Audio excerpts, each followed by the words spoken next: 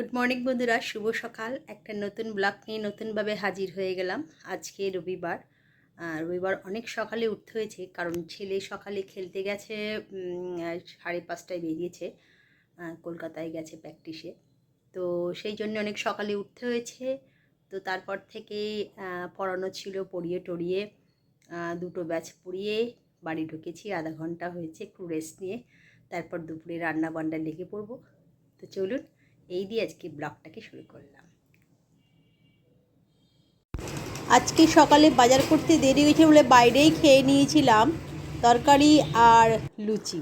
আজ করছি চিকেন কষা, যেটা হচ্ছে আদা রসুন, কি বলে, আদা রসুন আর পেঁয়াজ বাটা সমস্তগুলোকে আমি ভালো করে ভেজে নিয়ে তারপরে মাংসটাকে ম্যারিনেট করে রেখে দিয়েছিলাম। এবার গুঁড়ো মশলার মধ্যে যে কাশ্মীরি লঙ্কা, এমনি লঙ্কা আর ধনে গুঁড়ো, জিরে গুঁড়ো আর নুন আর একটুখানি কি বলে চিকেন কারি মশলা দিয়ে ম্যারিনেট করে রেখেছিলাম। তারপরে এটাকে দিলাম।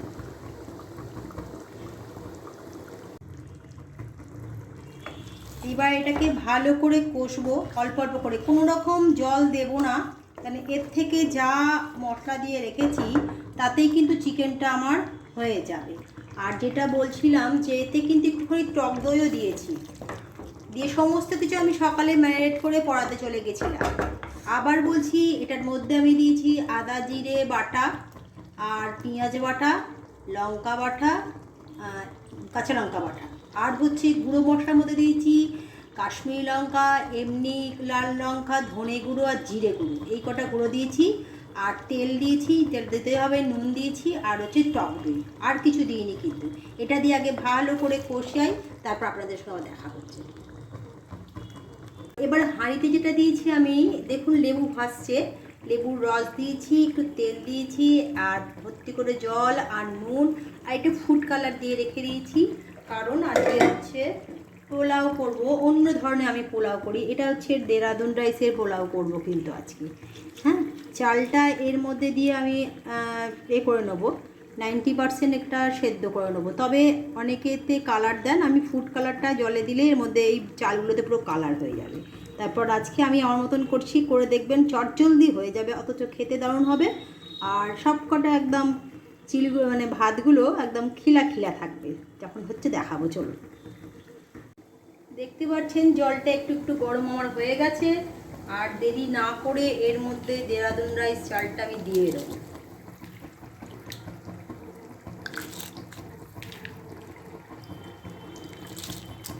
পুরো চালটা আগে দিয়ে দেবো।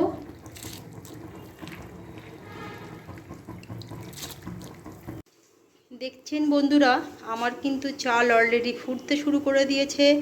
যখনই এই ফোড়াটা 90% আমার ভাতটা হয়ে যাবে, আমি তখন কিন্তু নাবিয়ে ছেঁকে নেব। দেখেছেন কালার হয়েই গেছে। আর যেহেতু এর মধ্যে একটু তেল দিয়ে দিয়েছি, আধখানা লেবু দিয়েছি, তাই চালগুলো কিন্তু একটাও ভাঙবে না, এরকম ডাটো ডাটোই থাকবে।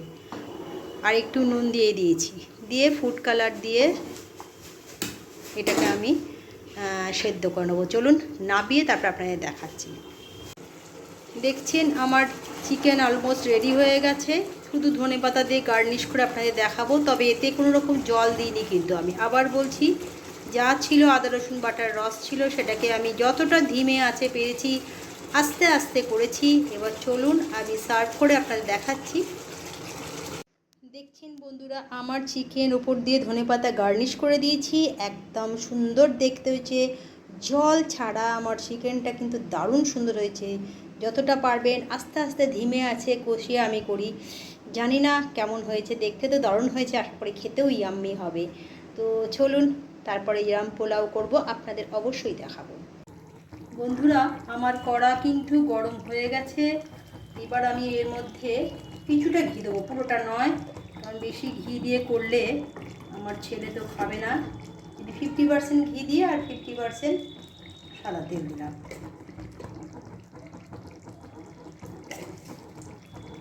গরম হয়ে গেছে। এবার যেটা হচ্ছে, আমার হাতের মধ্যে আছে বড় ছোট এলাচ, দারচিনি আর লবঙ্গ, আমি এর মধ্যে দিয়ে দিলাম।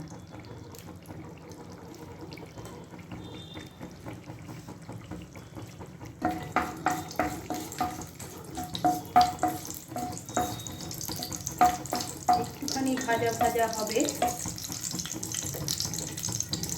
আর এদিকে দেখছেন আমি কিন্তু দেখুন একেবারে উঁচু করো, একেবারে চাল কিন্তু আমার ডাঁটো ডাঁটো দেখছেন ঝরঝরে। এটা আমি সেদ্ধ করে রেখে দিয়েছি এবং ফুড কালার দিয়ে, তাতে আমার রান্নাটা ভালো হবে। চলুন দেখাচ্ছি। দেখছেন দারচিনি লবঙ্গ ভাজা ভাজা হয়ে গেছে। এবার আমি যেটা করব,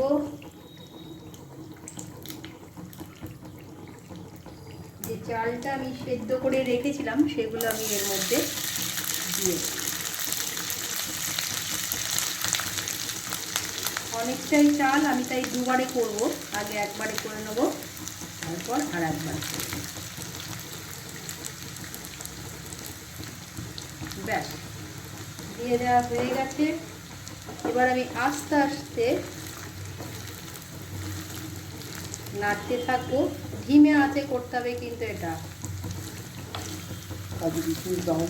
হ্যাঁ, কাজু কিশমিশ আমি দিই না, কারণ আমার ছেলে যেহেতু একদম পছন্দ করে না, মুখে পড়লেই ও কিন্তু জানি না কেন ওর জন্যই করা। হ্যাঁ, তেজপাতা কাজু কিশমিশ ও একদম পছন্দ করে না। এইগুলো ছাড়াও কিন্তু দারুণ সুন্দর হবে, কাজু কিশমিশ দিলে ভালো হতো, কিন্তু এগুলো এবার যেটা করবো আমি, দেখছেন মোটামুটি একটু নাড়ানাড়ি করে, পোলাও মানে একটু চিনি না দিলে হয় না, কিন্তু আমি প্রথমটা চিনি দিচ্ছি, কিন্তু পরে আমি চিনি দেবো না, কারণ ওরটা যখন করবো তখন চিনি ছাড়াই করতে হবে। তো এবার আমি যেটা করব, দিয়ে দিয়েছি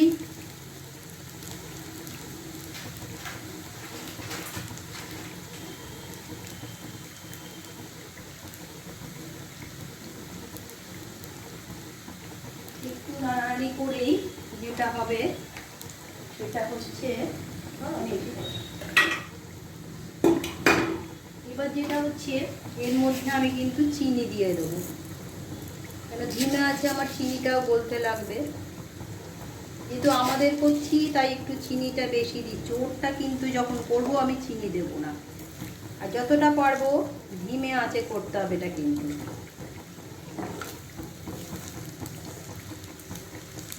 চিনিটা গলা পর্যন্ত আমায় নাড়ানাড়ি করতে হবে। আর চিনিটা যখন আমি নাড়ছি দেখতে পাচ্ছেন, তখন আর একটা জিনিস দেবো, এটা হচ্ছে পোলাও মশলা কিনতে পাওয়া যায় রেডিমেড, আমি কিনে নিয়ে এসেছি, এটা আমি ওপর থেকে একটুখানি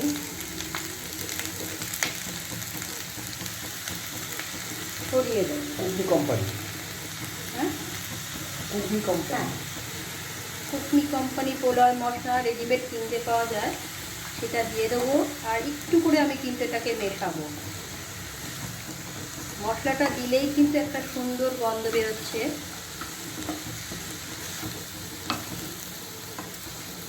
আর চিনিটা না গলা পর্যন্ত আমায় কিন্তু আস্তে আস্তে ধিমে আঁচে নাড়তে হবে। আর এটা যদি ননস্টিকের কড়াই করেন সবচেয়ে ভালো হবে, কারণ আমি বলতে পারি ননস্টিকের কড়াই করলে এটা ধরে না। দেখেছেন পোলাওটা এইভাবে করলে কত চটজলদি হয়ে যায়।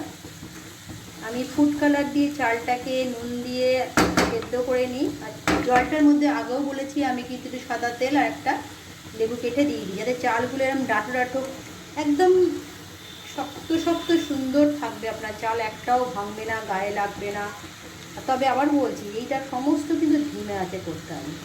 দেখছেন অলরেডি আমার রেডি হয়ে গেল, শুধু একটুখানি নাড়ানাড়ি করে নামিয়ে নেব। চলুন এবার পুরোটা সার্ভ করে আপনাদের দেখাবো।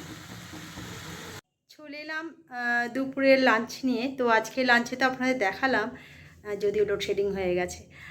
তো কি করেছি, চিকেন করেছি আর পোলাও করেছি, আর হচ্ছে স্যালাড, ব্যাস আর কিছু করিনি, আর চাটনি করেছি। তো চলুন দেখাই। এই যে একদম হলুদ পোলাও করেছি, একদম ঝুরঝুরে কিন্তু, আর তার সাথে করেছি চিকেন কষা, যেটা আমি দেখিয়েছি, লোডশেডিং কিন্তু এখন। আর হচ্ছে একটু আলুও আছে,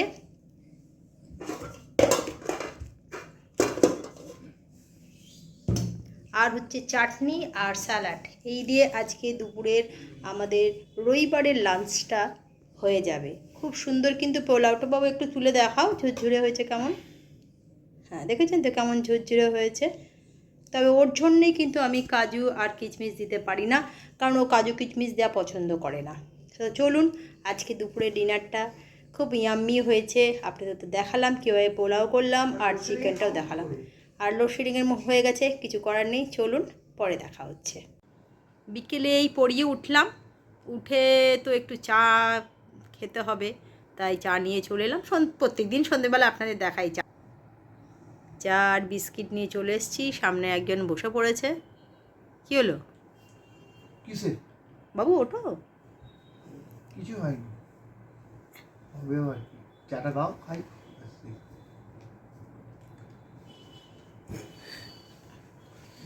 তলায় পা দিয়ে দিলি।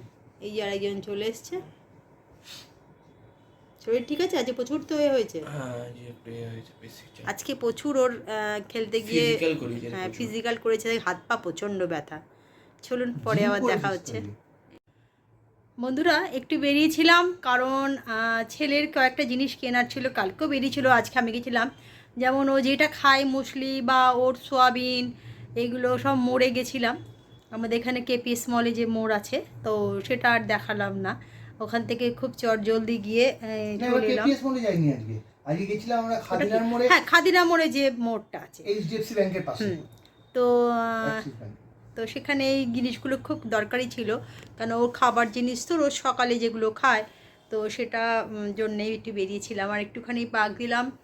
আর আজকে একটুখানি ফুচকা মন করে আমার, বেরোলে বেশি ফুচকা খাই না, কিন্তু 5টা হলেও মনটা শান্তি হয়।